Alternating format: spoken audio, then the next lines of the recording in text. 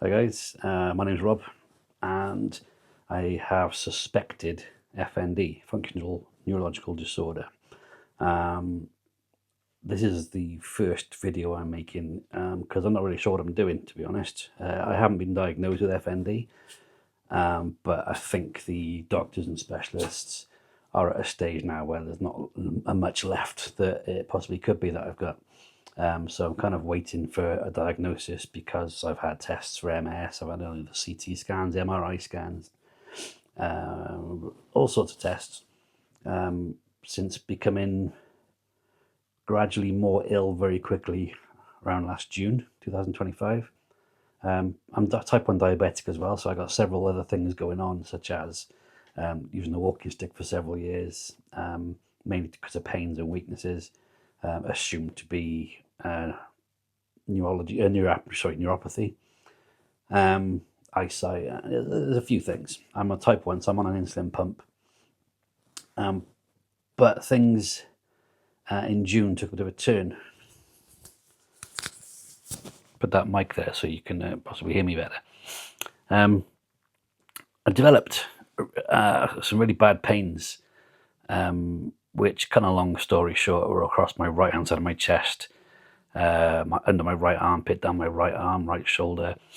But there was no rash, so it was assumed that I had silent shingles. I think it was called silent shingles or whatever, but it was basically assumed to be shingles without the rash. It's very, very painful, very tiring. My insulin pump is now screaming at me as well. Typically it knows I'm filming, so it's gone off, beep, beep, beep. That could keep happening. But I was ill for a few weeks, I think, with that, in a lot of pain. The usual things you get with shingles. So no, there was no reason to think it wasn't shingles, other than there was no rash, which is possible still. But I can't remember exactly how this happened. But during that period of time, I had taken a couple of falls on the stairs. Nothing major, just leg would give way and I'd land on my backside, or just basically I felt like either a balance thing or a weakness. Until one day I was in the downstairs bathroom, just been for a wee. So I'd walked to the bathroom, stood there and had a pee. Turned around for the sink, which is behind me, washed my hands, dried my hands. So this wasn't a case of I'd stood up too quickly, because I had been stood up for quite a few minutes. And whilst just finishing drying my hands, there was no dizziness, there was nothing. I just suddenly dropped and hit the floor. Banged my head on the bathroom door, landed on my ass straight on the floor. Obviously people ran over to the bathroom to see if I was okay, and I tried to reach up with my left hand, because my right hand was unable, in the wrong place to reach, to try and open the door behind me. And I got helped up, which was obviously awkward with bad legs anyway. Got helped up, managed to get back to my chair in the living room where I am now, and carried on with the day. A bit of a sore ass where I landed, as you do. Bit embarrassing having your kids and your wife trying to pick you up, but the day went fine. The rest of the day was okay. Yeah. So I went to bed, got up in the morning as I usually do, about 6:30. Got myself into the bathroom. I sat on the toilet, because that's the best time of the day for me to enjoy a nice sit down in the bathroom, in the toilet, not in the toilet, on the toilet, in the bathroom. Did what I had to do, and then grabbed some toilet paper to wipe. And as soon as I reached backwards, there was an almighty, it was like being hit by the colour red, just pain shooting down my left hamstring, the back of my left upper leg. Really intense pain out of nowhere. It's like the worst cramp you could ever have, but in a millisecond, and it's just such intense pain.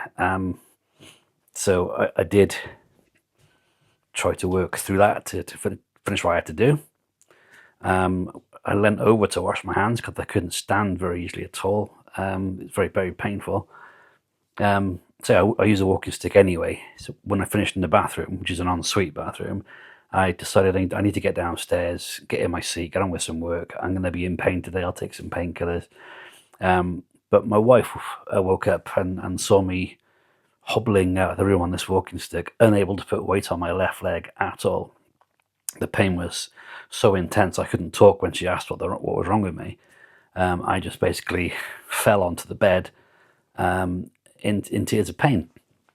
And that pain was so intense I had to eventually later that day manage to, whilst being in tears, come down the stairs on my backside to the living room with help, get onto my chair where I'm sat now, and just, I can't remember exactly what I did that day, but I spent the next few weeks sleeping downstairs because I could not get up the stairs. So I slept on the settee, which is just over there.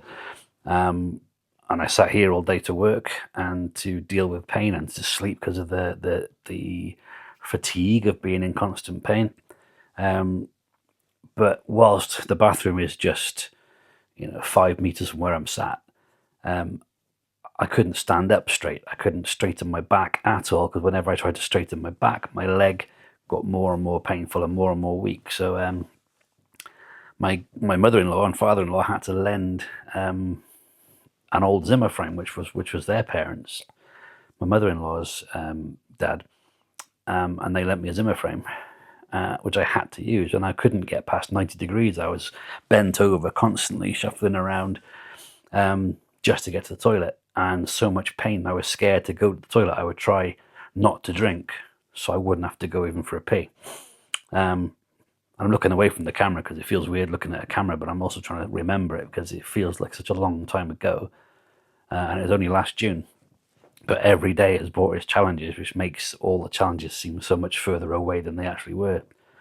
It's been a weird old time. So, but from that point there, we'll go to the next stage, if you like. This was, days, weeks, whatever later, I can't remember. I basically lived in this living room, and it was miserable. I saw one room all day, all night for weeks, and I couldn't do anything. I couldn't go anywhere. Just painkillers. But then the next thing kicked in. I can't remember whether I was able to stand up a bit more straight at this point or not. But I was on the Zimmer frame, pulled myself up onto it. My wife helping to hold the frame still, so I could actually pull and push. And then I started rocking forward and back like this, and I wasn't even trying to. And the weird thing was that if you do that, obviously you can see everything peripherally around you moving. Nothing moved. It was as if the whole room was rocking forward and backwards, and I was in the room. So nothing visually changed at all. It just felt like the actual house was moving. And that became a problem for quite a long time. So the doctors and everything assumed it was vertigo, and gave me medication for vertigo. Again, skip forward, that didn't work. So they tried me on a different medication for vertigo, didn't work either. Along the same time as all this happening as well, I had this really weird thing where I would suddenly get the most intense pins and needles again, like that. There was no lead up to it. It would just go, I haven't got pins and needles. I have got pins and needles. And it'd be from my shoulder all the way down my left arm, down into my thumb. These fingers seemed okay, but this pins and needles was so intense, it literally felt like a tens machine being put on, or 10 tens machines being put on full speed. And the only way I could stop it was by doing this.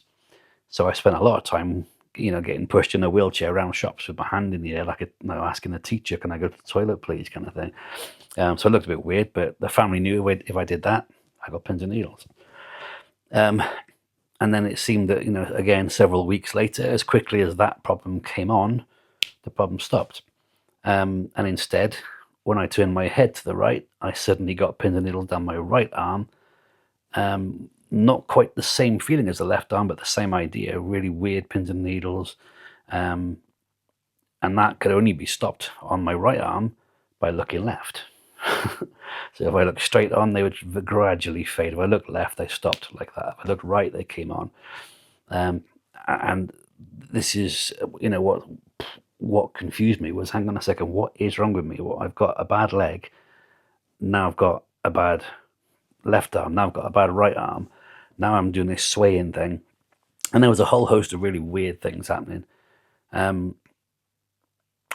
To the extent that the doctors obviously were trying different medication and different tests, and ultimately sent me for a CT scan first of all, which came back clear. That was then sent for an MRI scan, 3 MRI scans, lasting an hour, and that wasn't much fun, being pinned down with a cage. I didn't enjoy that one. But that was an MRI scan of my brain, out of my spine, front and back, where I was told, weeks later, no, all the scans were clear. And then I was phoned again weeks later and told, no, one of your scans has just come back for the rear of your spine MRI, and that isn't clear. You've got several areas of, I'm pretty sure they use the word severe, but let's just say several areas of significant arthritis in your lumbar spine and your cervical spine. My neck. My neck is a problem. My neck is painful. My neck does give me a lot of problems. I do have a lot of back pains. I've had back pains for years. They're pains, they're weakness, whatever. They don't run my life. They're not a thing that really jumps out and bothers me. It's like having a headache. You get a headache, you wait for it to go. I get a bad back, I wait for it to go. My neck does give me problems, and clearly by looking certain ways and making my arms feel differently, that implied pinched nerves. But the MRIs and everything came back saying no. So it's quite odd. So basically, I was tested for MS, looked into for MS, and everything's come back as you haven't got MS. I'm going to make this as quick as I can to not waffle on too long, because I don't know if anybody's watching this video anyway, but basically every test that I think that they've said to do has come back with insignificant or insignificant findings, yeah. So it is looking, all they've got left, basically, a little bit like when you have fibro, I suppose, is, okay, well, maybe it must be this FND, which my wife knows a lot about. She's been saying for a long time she thinks it's FND that I've got. I don't like accepting things until I'm told you have this, and I'll learn about them. But I do know a bit about it from having heard my wife from the doctors and a little bit of reading myself. I'm not against the fact it is FND at all. I'd like to know for sure what I've got wrong with me, because it seems like a new thing happens every few weeks, and then when that goes, I have something else. In fact, most recently, my right hand, I was editing some work on a computer, and I kept going wrong and dragging things across the page, thinking, what is going on? Then I realised, actually, I don't know if you can see my hand here, realised that this finger here was gradually doing that all by itself and clicking the right mouse button, which obviously for the software I was using was dragging, not clicking and letting go. And within a couple of days, I still can't quite fully straighten my fingers, but my fingers were like this. I couldn't straighten them at all. My grip was quite bad. I couldn't hold knives and forks. I couldn't do my shoes. I couldn't pull my pants up. Using the toilet was also very difficult. And you can't use your left hand because you start wiping the back of your kneecap and all sorts of stuff like that. But my right arm was useless. I couldn't push myself in a wheelchair. I couldn't use a Zimmer frame. So I had no legs and no right arm. If it's FND, which is quite thought to be to do with stresses, whether that is historic stress or current stress, I'll maybe go into detail some other times of my stresses, but if it is that, it would make sense, because we went away for 2 weeks just to West Wales, just to get away. There's a lot more of a story to why I went away, which I'll maybe cover another time if you want to see, if anybody sees this video. But we were away for 2 weeks, stress-free, and my hand started to come back to use again. That's either coincidence or it's because there's less stress, I don't know. I also have started using my walking stick again. Not very well. It's very unstable, very slow, but I'm off the Zimmer frame currently. Still can't quite push a wheelchair by myself yet, but there's improvements there, and they seem to go better one day, not so good the next day, better the next day. There's a pattern there of things changing, getting better, getting worse, but there's always something happening, and I'm starting to, my brain is starting to kind of expect, okay, don't be upset when something bad happens. Don't expect this positive trend to stay positive. And when it does drop again, just accept that that's kind of the way things are going for whatever reason it is. Now, if I get diagnosed with FND, then fair dues, that will all make sense, I suppose, and maybe easier to accept, which in itself might make it less stressful and might make it more erratic, or it could make it better. I don't know. But anyway, that is the journey, summarized very, very briefly for you, of who I am, what the channel is going to be about. I'd like to hear, know in the comments, have you got FND? Do you think you've got FND? Do you know somebody who's had FND or has FND? What do you struggle with? How do you make it better? Tell me. Sorry, I punched the microphone. Tell me about you a little bit, and see if this channel's worth me keeping going or not. Yeah, that's it. So that's my first vlog, my first use of this track thing on the camera. Thanks for watching. So yeah, if you've watched this and you feel like clicking like, please do. If you want to subscribe, I'd like you to as well. That makes a good team, and we'll both be happy. And let me know anything you want me to talk about, or tell me your story. Look after yourself, and I'll see you again soon, maybe.